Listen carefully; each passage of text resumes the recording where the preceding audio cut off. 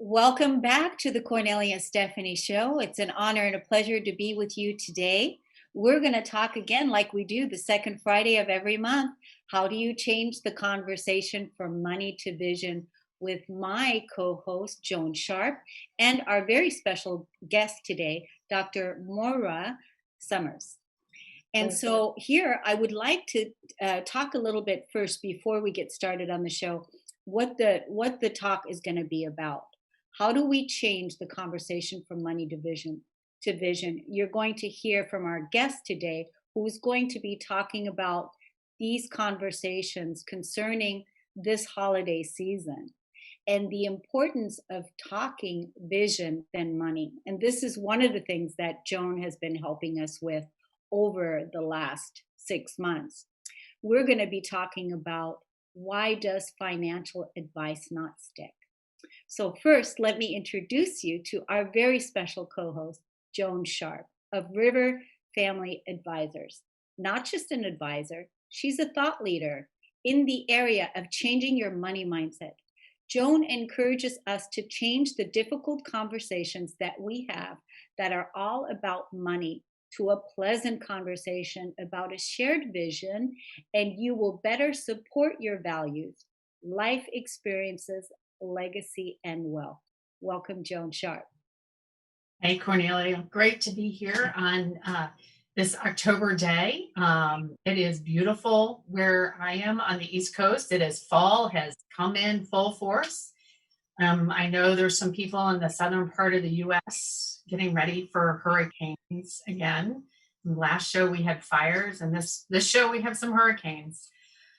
But and then Dr. Moira Somers, I am so honored to have you here and to be part of this conversation.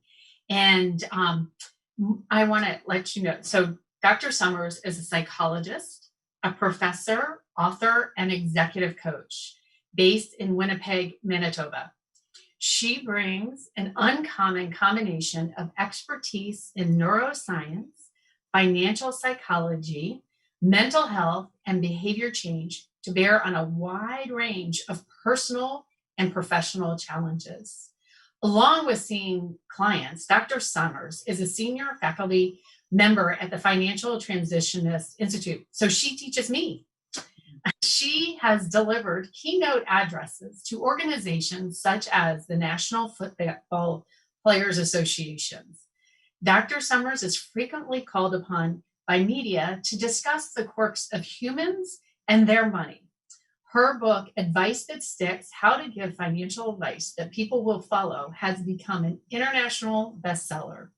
It tackles head-on the problem of unimplementation financial advice. And we're going to hear from her point of view about this, along where, as we know, the holidays are always very stressful and a lot of money excuses show up. And so this year, we really need to talk vision and not money. Not that that won't be easy. So, Dr. Somers, welcome. And I'm so glad you were able to join us. Thanks for the invitation, Joan. It's always a delight to spend time with you.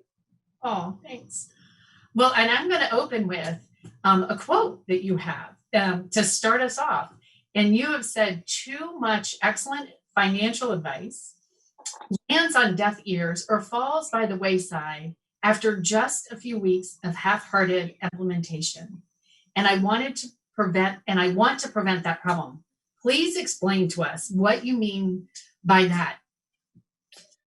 You know, it's often hard to act on what we know is best for our life, isn't it? It doesn't matter what domain it is, whether you're talking your health or parenting, or finances.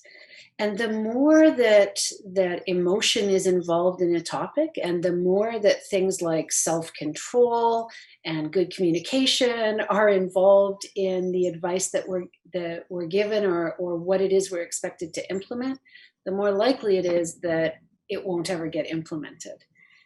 And as a result, I work with a lot of women in business, for example, and I just see them struggle to do what their financial advisors, their business coaches ask them to do. And it's because there's so much emotion involved with this topic. And so many unspoken assumptions, so many lessons that were learned, sometimes even before we were verbal. And that stuff is just kind of woven into our hearts and our souls and our minds. And until we can become conscious about it, it can be really hard to have it lead us in the direction that we want to be going in our lives and in our family lives. Okay, you put the big word out there, communication. and I say that is the big word because I personally, we're talking about communicating your vision and starting with your vision versus money. And that's what I say. But when you say, what are they not communicating, do you suppose? And do they know it's there? Are they not communicating? And when I say vision, I mean, you have a vision for how this call was going to go. People have a vision for what their weekend is going to look like. They have visions for what a meeting is going to look like. And that's where we set our expectations. So when you say, communication isn't right, can you expand a little bit on what you see and find with that? Sure. If I just stick to the area of people working with financial advisors to begin with, financial advisors make a lot of errors, and they're unintended, and they're often well-intentioned, but for example, they use way too much jargon. They think that clients need to know all the ins and outs behind the rationale for why they're.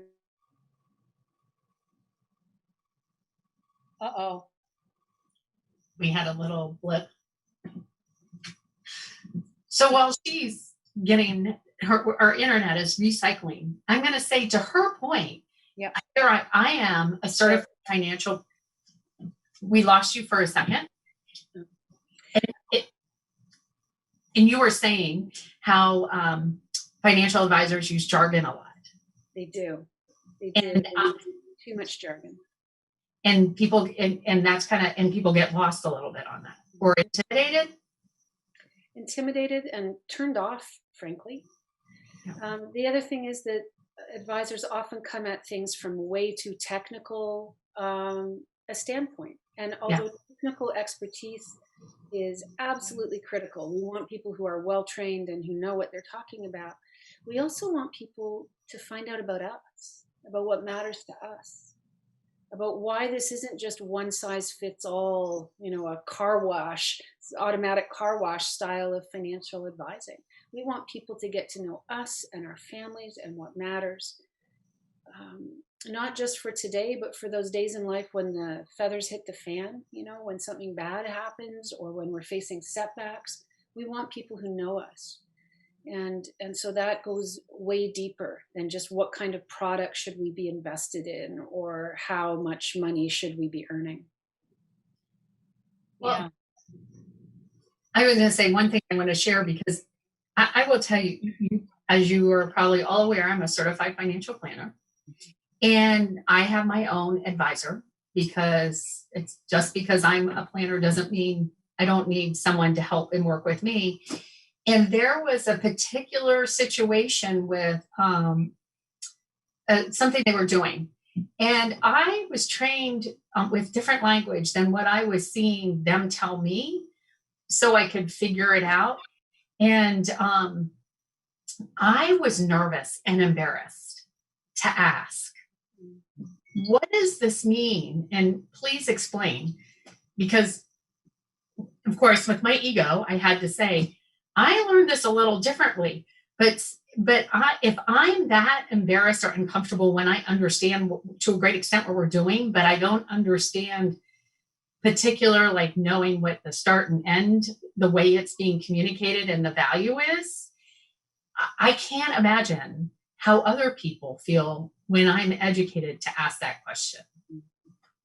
And yeah, it is a particular problem with women who go to financial advisors. And it obviously has nothing to do with intelligence or financial savvy. It just has to do with um, being made to feel comfortable and being okay to be in a place where you say, can you please rephrase that? We are socialized to just be agreeable and to nod and to smile and to think it must be something about us if we're not understanding, rather than something in the communication dyad that needs to be altered. And so if there's a piece of advice that I can give to the women on the call who are working with financial advisors or looking for business coaches, that sort of thing, is make sure that you have the kind of relationship where you can admit at times that you don't have a hot clue, either what to do or what they just said, and work to improve that communication. And I want to throw in one more piece, if you don't. So I'm going to ask, like, when you said it's not just about number returns and this and that, do you feel people are comfortable actually sharing what their value and vision is with someone right away, or what their plan in life is? Do you think some people don't because they're afraid that someone will say, oh, that's ridiculous or impossible, we can't make that return happen? Or, I mean, when you said that, they don't, it's so, expand a little bit on what you were saying when they, it's not just about the return, or, There are parallel developments within medicine where I teach at a medical school. Mm-hmm. And so trying to get physicians and patients together to recognize that health is something that obviously depends on what the patient does, but the quality of healthcare advice is very directly dependent on what the physician does or doesn't do, and how communication happens at that moment. So to recognize that both parties have a role to play in making sure that the patient feels comfortable in disclosing information, and so with an advisor, a financial advisor, the same thing happens. To be asked about purpose and meaning is to be invited into an intimate conversation. And you want that to happen as a result of feeling safer in the meeting. You don't just, even when you go to a physician and you have to have a physical, you don't greet the physician naked. There's a little bit of, there's a little bit of back and forth, and then the physician goes out of the room and you get a robe and you decide how you're going to make yourself known. And similarly, to tell an advisor about money mistakes that you've made, or how it is that there was financial abuse in your family, or that there's a background context in which this financial advice is being given, that perhaps the marriage is in trouble, perhaps somebody's aware that dementia runs through the family line like a train. All of these things impact on how safe a person feels, and in turn requires that a person feels safe in order to deepen the conversation. And the advisor has to be skilled and sensitive about knowing how to handle these things. If you've got somebody who freaks out at the first sign of tears, for example, or the first sign of anger or confusion, you don't have somebody who knows how to work in that space where both technical expertise and personal expertise are equally valued and important. Yeah. Tears are big. I have a client who will cry when they're frustrated. And then sometimes when an emotion's brought up and I have to sit and work with and figure out which one it is so we can move forward. And I think I think one of the best things I believe I've heard from you, I know, is never to hand someone a Kleenex when they're crying, is to let them cry and grab a Kleenex on their own so they can process what's going on with that. But Kornelia, I feel like you want to say something or throw something in because Dr. Somers just said a lot there. Well, I like what you said also about the Kleenex. Right away, I want to say, yeah, don't give the Kleenex and don't touch the person. Don't stop them from crying, because once the tears happen, you don't want to interrupt that process. So that's what I wanted to say. But thank you for sharing everything that you shared about, the conversation and the communication for the client to feel safe, for the client to feel safe with their financial advisor. And I think that now more than ever, ladies, we really need to be unapologetic in our communications. We really do. We need to really feel like we want to know what's going to help us get to where we want to go, and to be able to ask the people that we hire to work with us to make our lives better. Dr. Somers, you indicate why people seek advisors are often due more to emotions. Among the things that clients want are to reduce decision making complexity, increase their confidence, to receive encouragement that they're on the right track, and generally walk away feeling more settled than they did, when they walked into your office to begin with, right? So could you speak on that? I think, I'm a neuropsychologist by training, and so how it is that the mind works is of fundamental interest to me. What we know is that when we are in a state of not knowing, it's a little bit unsettling, and we seek to get answers to questions or solutions to problems. And when that happens, it results in a kind of settling. We settle down. We settle down uh, cognitively, and we settle down emotionally, and we often settle down relationally, particularly if we're doing something with a business partner or a life partner. And so all advice in the end is emotional advice, because it allows that settling to occur at profound levels. When people come in and speak to experts, it doesn't matter what if you're going to a cobbler or you're going to a dry cleaner to get a stain out.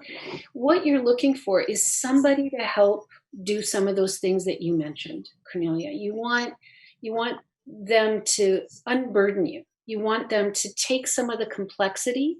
You want them to save you time. You want them to reduce your worry. You want them to eliminate the possibility of regret. You want them to get you into action, to move you forward when you've been stuck or not known which way to go. All of those things, as I said, they settle you, and they get you when it's the right kind of advice. You'll know it because it kind of gives you a sense of peace. That's one of the things that I talk about with my own therapy clients and executive coaching clients. It's a really good idea to not do anything that you can't do from a place of peace. Now, that doesn't mean that it will always be easy. I don't mean, ease and peace are not the same thing, are they? No.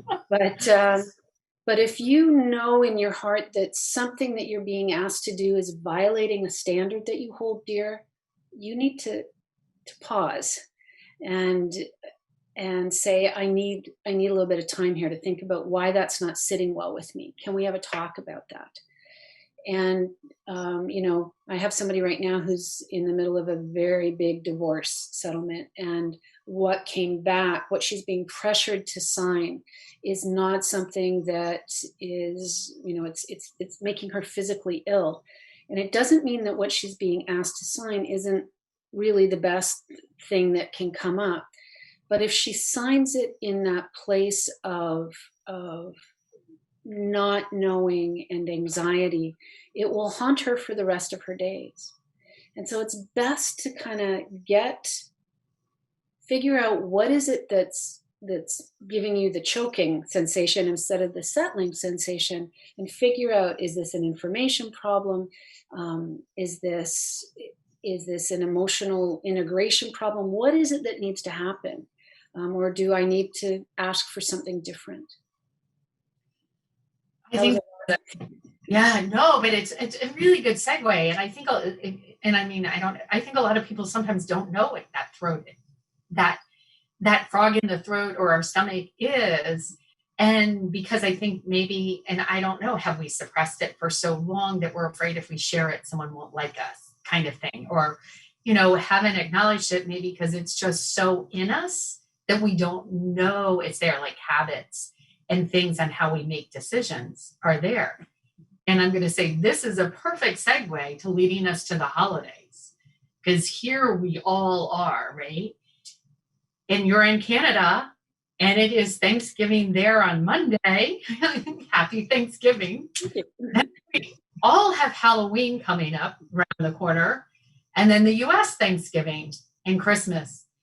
And these are always stressful times. And these are things ingrained in us and things that we have done, habits and ingrained habits that we don't even know probably why we do them anymore. And part of what we do, which could be part of the stress this year, right? Of what do we do and how do we do? I'm kind of like that throat, like what's bugging me that's there and can create tension. And I don't know about you, but I find that people tend to use money as the excuse for not dealing with that question. I'm really going on. Well, we can't afford it because I don't have a job. We can't afford it because if I don't work through, my company's expecting me to, I could lose my job because someone else is there to replace it. I mean, there could be a lot of things. So Dr. Somers, please talk about how do we deal with maybe the rut or the extreme habits, and we can like all of them, we can like some of them, that because this season is usually a lot of high pressure. It is, and this is definitely going to be one for the record books, isn't it? Like, I'm living in a jurisdiction where people are being strongly advised to not have family dinners. You can be with the people in your own household, but that's it. And I'm looking at the 20-pound turkey that I bought in the summer when I was so optimistic that this would be in the rearview mirror, thinking, oh man, maybe I'm just gonna go buy a little broiler chicken instead. So I talked about that not doing anything that you can't do out of a place of peace. There's an author named Martha Beck. Many of you might know her. She writes in the Oprah magazine, and she makes this lovely distinction between the essential self, what truly matters to us. Who are we when nobody's looking? What makes us not interchangeable with any other nice lady on the planet? The things that are truly Kornelia, truly Joan, truly Moira. So that's the essential self. And then there's the social self. And that's the self that goes along to get along. That's the self that's polite and civilized and accommodating. And it's the self that feels will never develop when you're raising children and they're nasty toddlers, for example. You want a little bit more of the social self. You mean the 2-year-old? So what happens often in people's lives is that the social self comes to be monstrously predominant. And you kind of lose touch with who you are and what matters to you. And you may even be in a culture that rewards you for becoming increasingly anonymous and quiet and non-intrusive.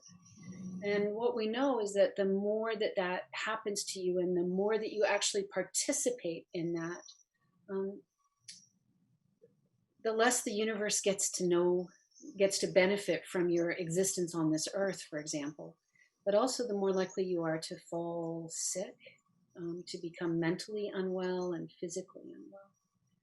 And so part of what we need to do as we go into the holidays is to, first of all, get in touch with what matters to us. Can we articulate something that we either would like to see the end of, or something that we'd like to invite more and more of, or something that we'd like to see starting. And ask that of everybody in the family. Gatherings tend to be about as happy as the least happy person in the room. You ever notice that phenomenon? I have never heard that one. Well, it sure is the case when you're on a family holiday in a car together. That's true. But one thing is to see about just laying it out there that this may not be the thing that we can do. We may not be able to do the things that we've always done. But what is it that people would truly like to see now? If there's only one thing, if people only get their first choice, what would that be? And to begin to open up that discussion. I don't know, Joan, that it's possible to not have money be part of the discussion, because it is so interwoven into, can you even afford the turkey? Right. That's a real issue in some families right now. Yep. And some, when you are bringing families together on that beautiful day when we can start having extended gatherings again, whatever you knew about people's financial lives before may have shifted entirely. The reality of their financial lives may have shifted entirely, or how they choose to live their lives may have shifted entirely. So to be willing to meet people again for the first time, to say, how are you? I love that. I love that, ladies. I love what you just shared, to be willing to meet like we did for the first time, because then with all of that, we're leaving the past behind. Why don't we take this moment right now to go on a break? And when we come back, we will continue this amazing conversation on how to change the conversation from money to vision. We'll be right back.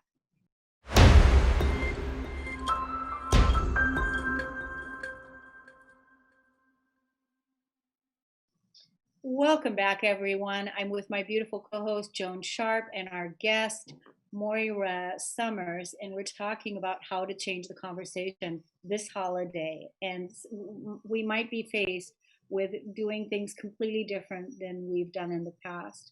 We were talking during the break, and you wanted to bring some things back, Joan. What did you want to address right now? Well, Dr. Somers ended beautifully with saying, meet people as if you've met them for the first time. And talking about money is part of this whole holiday conversation. And I don't disagree with that. But how do we start with meeting people first for who they are and what's important, and allowing money to sit on the side and then bring it in as the conversation to then struggle back and forth on what works with where you all met for the first time? I think that if you want to have a hope in heck of having good conversations about stuff, you have to get into a place of peace yourself. And that involves understanding what your own body's telling you. Are you tense and uptight? Are you sad and constricted? Are you actually grieving? Are you scared? Know what's going on for you and be able to meet yourself with compassion about where you are right now. If you can name it, if you can identify it, then there's a very real possibility, if you're not trying to block it or to force it to be something else, that it will move through you. And in moving through you, you get to the other side of it, and you're a little less, whatever it was that you were, a little less rattled, a little less uptight. So trying to do your darndest to bring a good energy into the conversation with people. If you're the tensest person in the room, you can't be that guide that you want to be. You can't be that leader that you want to be in terms of setting the stage for new visions to emerge. So get yourself in a good space. And sometimes you go to family gatherings and you think, yeah, the only way we can do that is to put Valium in everybody's turkey or stuffing. Like, I don't know how to bring this down. But that can be one of the things that you talk about, is that how do we have this be a less tense time than we've had? And for some families, it is really deliberate. Like, let's not discuss politics, or let's have a dry family gathering because the substance use tends to make things a little more volatile. Or let's get the kids out of the house for a rousing game of tag because the noise tends to drive grandpa crazy and then things don't go well. So, it involves telling the truth about what it's been like before and seeing whether there are loving and creative and even fun ways to do it differently this time around. So some people, it's interesting, are not going to be able to have grandma and grandpa because they could be in a facility or in a hospital, and you're not able to see them. Mm-hmm. You're not able to go in and see them, and they're not able to come out to you. And in my community, I know there's a lot of people that go from their house, they go to their parents' house, they go to their in-laws' house, they go to their aunt's house, they go to their uncle's house, right? All within a day. And probably some people eat a lot of turkey at every house, and some eat a little, and so that probably, unless you're in a warmer climate, it's not going to be able to look like that. And I say because you could do something outside, and that's why I say a warmer climate. Some of the people are going to be able to probably do this in their backyards, and that's if they have backyards, because I don't have a backyard, right? So how do we meet the expectations of, let's say, parents? We have our own family, we're worn down. A lot of people are worn down because they're teaching virtually their kids or trying to balance that along with work. And then, I don't know about you, but my mom's voice is always in my head. And so I find that can drive a lot of other people, parents, on guilt on them not being there to visit them and stuff that can make it different. So and that's kind of where resources, because there may be people who can rent a facility that is socially different and others cannot. Mm-hmm. And as we mentioned, some people won't be able to even afford a turkey. Yeah. So, wow, Joan, I don't even know where to start there.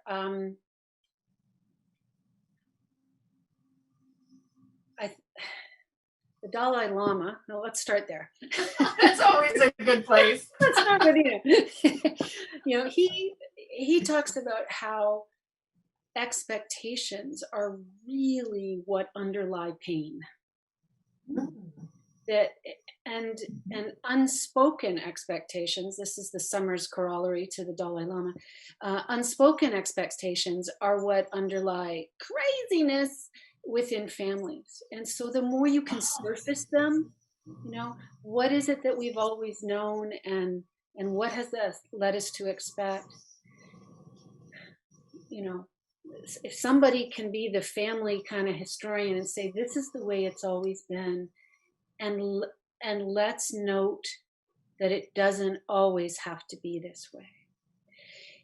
If we could give each other the gift of not having to do things the way we've always done, and parents, those of you who are, sort of the moving into that grandparent generation or the older generation, if you could give your daughters and daughters-in-law and sons-in-law the gift of a blank slate to do this the way that it's going to work for you, and to say that, traditions are lovely, but sanity is lovelier.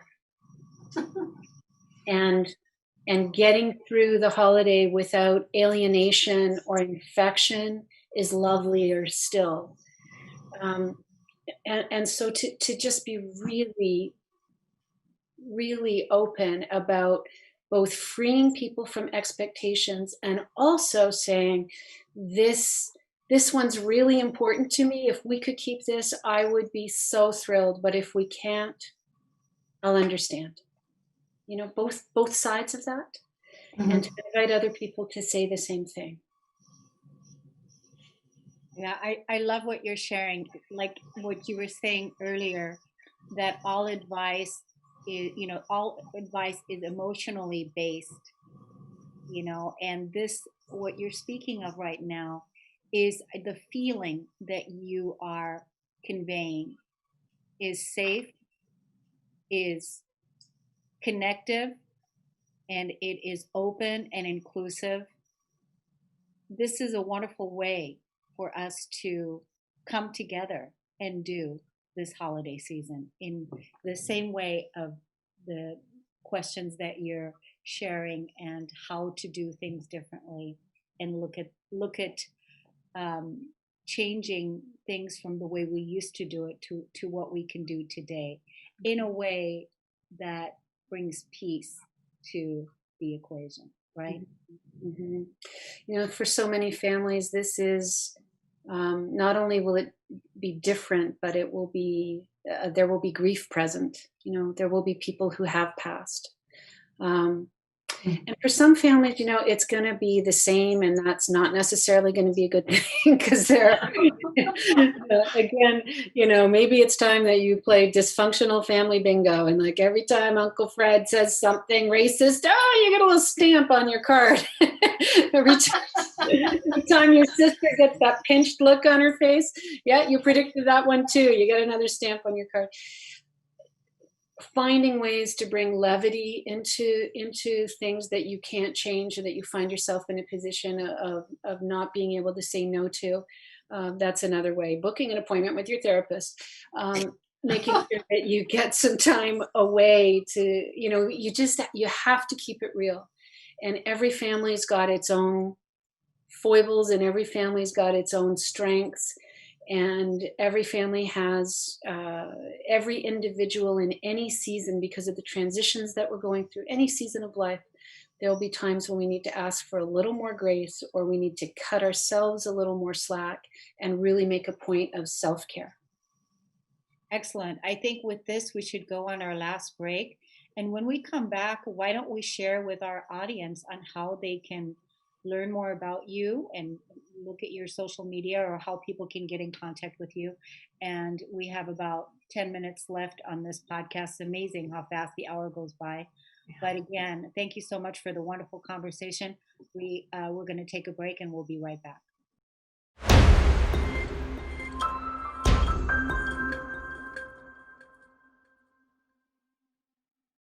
Welcome back to the show today. Happy Thanksgiving again to our Canadian friends. We have many people that are joining us from Canada. Happy Thanksgiving, Canada. And so, Joan, take it away. We have less than 10 minutes left. Well, Dr. Somers, you had mentioned that you have to get yourself right and be the energy in the room, right? On where you are, on your vision, expectations, and the resources you have to support the holidays. I find there is either a friend, a family member that is sucking the energy, and you want to help give. I will say, I know I want to help give them the light to see the possibilities and the vision and the energy around, you know, enjoying the holidays and doing what they would like. How do you question and help these people? And I will say, I usually find no matter how much money they have, there is a money excuse or block that is creating the negative energy. You know, it's really hard to, you can't steer a parked car, Joan. So there are some people who just don't want their energy to be changed. And sometimes we just have to recognize that our control begins and ends with our own skin, and that's hard enough to deal with our own energy. So if somebody is triggering you with their negativity, you have some choices. You have the choice to again work with yourself to recognize that this is not fun for you, but you are making a loving decision to stay present for them. You can ask for something different from them. You can change the topic. It's often really helpful to say, "Did anybody want to play a game of cards? Anybody want to go for a walk?" And just change the energy by changing the activity. But ultimately, we also do need to realize that sometimes people need to feel what they feel. If you don't want to bear witness to that, then you have to take responsibility for the fact that you're not in a place to bear witness to that, and uh, just figure out what it means to be loving and and supportive when you can't actually be fully present in the way that they might want you to be. So by changing what you're doing and allowing the negative energy, maybe just, to be in the corner, to move the energy for the rest of the people around and allow that person to be who they are and honor it. Is that? And sometimes people will happily be diverted. So, anybody want to help me with the dishes? Anybody want to take the kids out? Play croquet. Anybody, whatever it is that you do in your family. Anybody want to watch a movie? Sometimes that diversion where nobody actually has to talk um, allows the energy to shift. Especially so, have some good funny movies on tap and some fun games.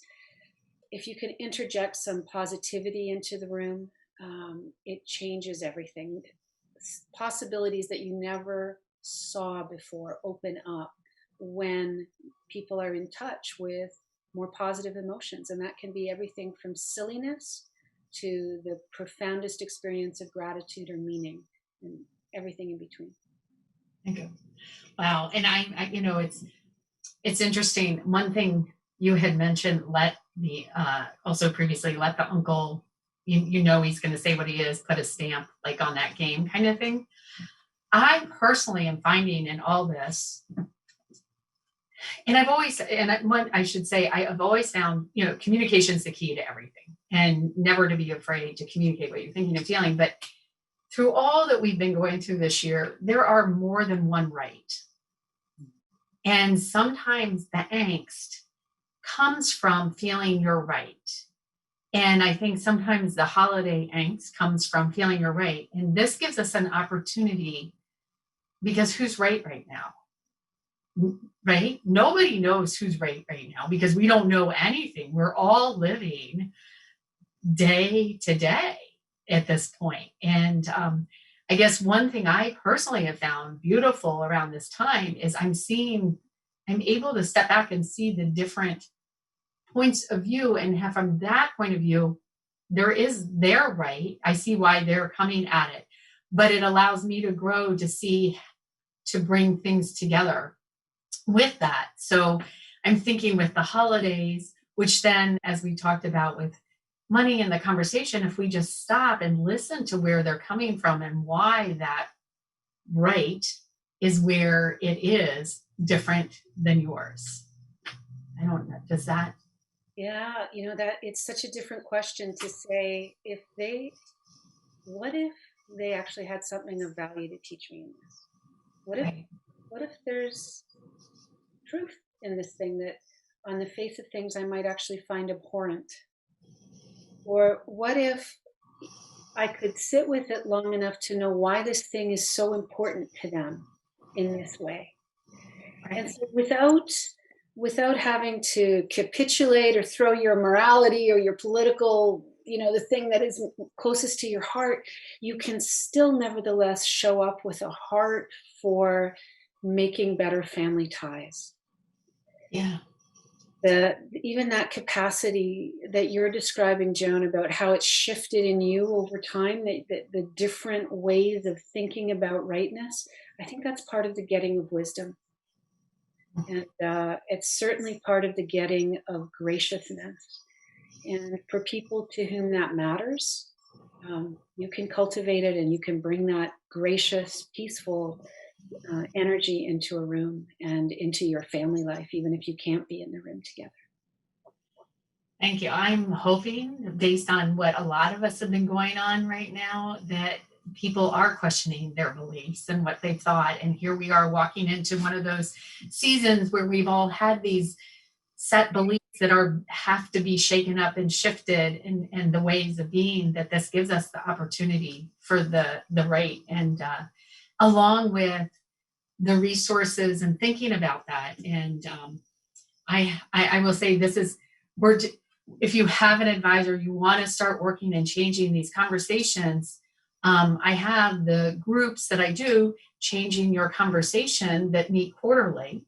And if you go to River, RIVER, Family, FAMILY, Advisors, ADVISORS.com, under Changing Your Conversation, you can sign up and send me an email for being part of a group to support you with helping, starting with the communication, and putting things so you can work on changing that conversation with your family, and advisors on moving forward on changing that conversation. It's wonderful. Yeah, thank you. And I want to throw out there again, if someone has started changing their conversation from money to vision, shoot us an email so we can share it on how it's working and doing it. And Dr. Somers, I have to appreciate, especially as you're walking into your Canadian Thanksgiving, that you took the time to join us and have this conversation about being with families in the holiday season, and having these conversations and knowing that the money tension is there with us, with all your wonderful knowledge.